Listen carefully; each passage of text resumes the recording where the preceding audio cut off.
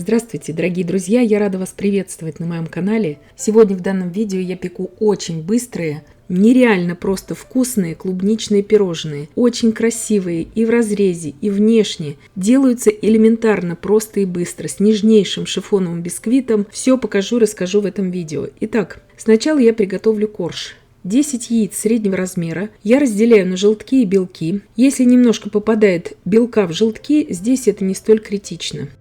К 10 белкам я добавляю щепотку соли, 16 грамм ванильного сахара и повзбиваю сейчас эту массу просто до состояния пены. От общего количества сахара 300 грамм я добавляю туда примерно половину к белкам и взбиваю около 1 минуты. Сахар с белками. Будет вот такая очень пышная масса. Я добавляю сейчас туда 50 грамм кукурузного крахмала. И буду продолжать взбивать всю эту смесь белки с крахмалом примерно 3-4 минуты. Это моим миксером маломощным 300 Вт, смотрите по состоянию массы. То есть масса должна получиться вот такая глянцевая, очень пышная. Она уже хорошо очень держит форму и рельеф, но пики у нее еще подрагивающие. Вот это правильно, чтобы она не превратилась у нас в губку. Итак, здесь 10 желтков. Разбиваю у них сейчас пленочки. И добавляю к этим 10 желткам весь оставшийся сахар, то есть примерно 150 грамм. Взбиваю сейчас желтки с сахаром примерно 3-4 минуты, то есть так же, как и белки. Сахар на данном этапе практически уже весь разойдется, но еще останутся небольшие кристаллики, это нормально. Сейчас добавим жидкие ингредиенты, и весь сахар у нас разойдется. 150 мл молока комнатной температуры туда добавляю, и также 100 грамм растительного масла без запаха. Говорю в граммах. Я всегда использую рапсовое масло, рафинированное для моей выпечки, чтобы не было такого специфического запаха и привкуса домашней выпечки. Потому что на производстве практически всегда используется именно рапсовое масло.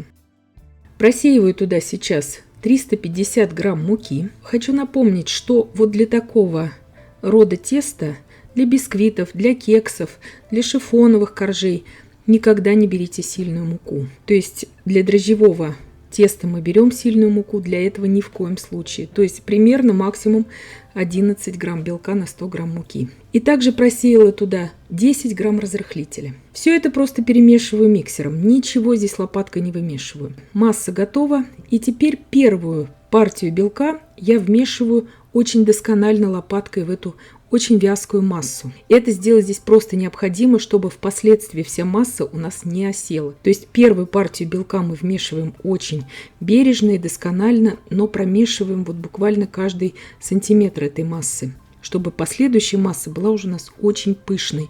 Видите, белок, он такой достаточно подвижный здесь. Он у нас не превратился в губку при взбивании. Вот здесь это очень важно в шифоновых бисквитах и не только. Иначе потом корж у вас не будет подниматься как нужно и даже может опадать. И на качество выпечки это все будет влиять. Духовка у меня уже разогрета на 175 градусов Цельсия. Это очень важно сделать, выпекать только в разогретой духовке подобного рода выпечку.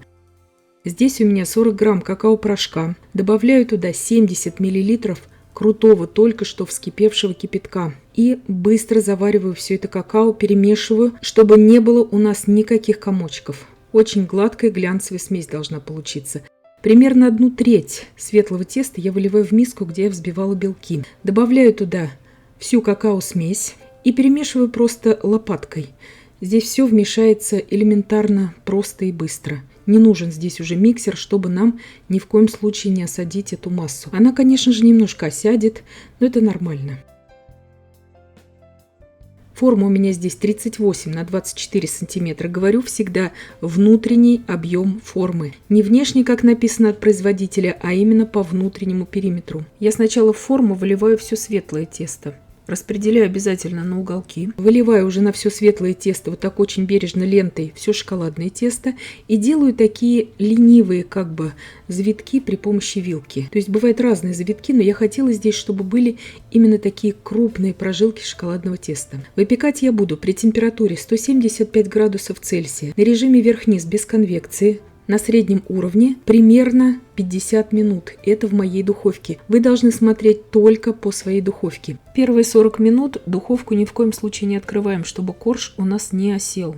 а там уже проверяйте на шпажку и выпекайте с особенностями именно вашей духовки. И вот здесь, внимание, я взяла немножко больше клубники. Я буду озвучивать сейчас на ту порцию, которую я делаю, а внизу под видео я вам напишу другую пропорцию на 200 грамм. Здесь у меня чистой, уже очищенной клубники 300 грамм. То есть пюре клубничного 300 грамм. Вы также можете брать не свежую, а именно замороженную клубнику. Пробила все это блендером. Добавляю туда 1/3 чайной ложки лимонной кислоты клубники, 100 грамм сахара, 100 миллилитров холодной воды.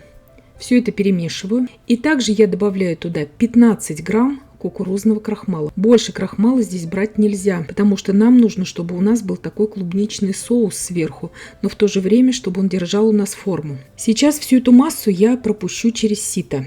Это я сделаю очень даже охотно. Я не хочу, чтобы у меня были потом вот эти семечки сверху на вот этих красивых пироженках. Это очень быстро перетирается через сито.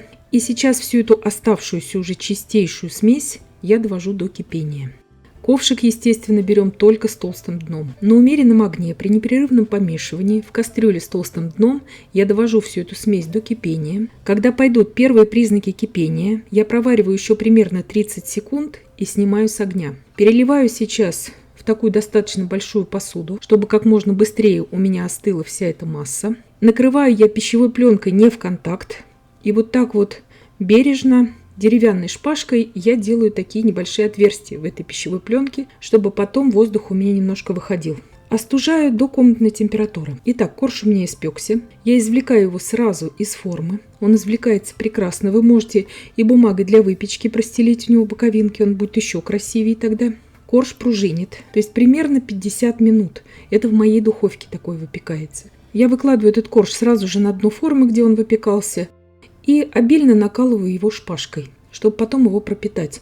В принципе, его можно есть как самостоятельный десерт, потому что это шифоновый бисквит, он не требует пропитки, но мы сделаем его еще более влажным и сочным. Всю клубничную заливку я выложила сейчас уже в кондитерский мешок. Она уже остыла полностью до комнатной температуры, она не холодная, но и ни в коем случае не теплая. И я сейчас ее буду наносить уже из кондитерского мешка на пирожные. 8 штучек среднего размера такой клубники свежие я нарезаю на половинки. И отставляю пока что в сторону. И готовлю быстро крем. 300 мл очень холодных сливок для взбивания жирностью не менее 30%, 16 грамм ванильного сахара, 100 грамм сахарной пудры, 300 грамм творожно-сливочного сыра, 250 грамм маскарпоне. Все молочные продукты, естественно, берем очень холодные. Взбиваю просто до устойчивых пиков. Крем у меня готов. Для пропитки я беру здесь 200 мл молока. Молоко либо берем ультрапастеризованное, либо кипяченое. Очень часто спрашивают в комментариях, вот таким образом берем молоко на такие коржи. Сейчас примерно 2/3 всего крема я выкладываю вот так из кондитерского мешка на корж. Это будет основа. И 1/3, может быть чуть-чуть побольше, это берем для украшения. Если вы новичок, оставляйте себе чуть побольше крема на украшение, чтобы вам на все уже хватило точно.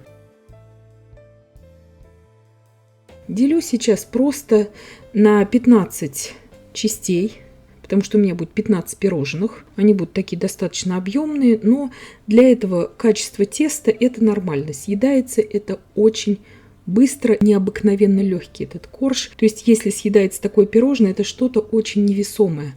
Оно настолько легкое на вкус. И вот смотрите, здесь я сразу прорезаю эти пирожные перед тем, как их украсить. Потом с этой подложки они прекрасно у вас будут браться, несмотря на то, что мы сверху сделаем украшение из кондитерской насадки. То есть прорежу я их сразу. И смотрите, корж практически не крошится. Корж пуховый. Вы видите, как он нарезается. Корж у меня только вот остыл до комнатной температуры. Можно сказать, вот только что испечен, но, естественно, я его остудила. Вот такие вот прекрасные кусочки у нас получаются. Они очень пропитанные, они очень влажные. Вот так вот выглядит на разрезе при вот таком ленивом перемешивании вилкой теста, как вот я вам показывала. Мне хотелось именно вот такое сделать. У меня уже какого только я вам не показывала вида перемешивания на канале. Вот такой вот показала вам также. Итак, насадка у меня здесь кондитерская 1М. Вы здесь можете любую крупную кондитерскую насадку брать для этого примерно 1 сантиметр на выходе. Вот 1/3 крема очень хорошо хватает на украшение всех 15 пирожных. И так как я этой ягодной заливки приготовила здесь чуть-чуть побольше, у меня она еще останется в кондитерском мешке, но вам я напишу из расчета порции под видео на 200 грамм клубники, уже очищенной клубники. И поэтому у вас ничего не должно остаться. Но я здесь сделала на 300 грамм клубники. Наверняка уже, чтобы все хватило. Итак, выкладываю сейчас на каждую вот эту вот серединку по половинке клубники свежей. И, в принципе, мой десерт уже готов. Делается он очень быстро.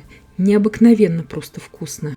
Разрез шикарнейший получается. Каждый кусочек это уникат. То есть у каждого кусочка будет свой неповторимый рисунок. Вот этой заливки сверху вы, в принципе, можете делать еще больше, если вы дома просто будете подавать этот десерт, никуда ее не транспортируя. Я здесь показывала на тот случай, если вы захотите ее куда-то повезти, допустим, даже по городу. Она сейчас, если поставить ее в холодильник, она зафиксируется, она у вас никуда не будет вытекать. То есть хотя бы часок нужно дать ей постоять в холодильнике, вот этой сверху заливки. Но в то же время она будет очень-очень мягкая.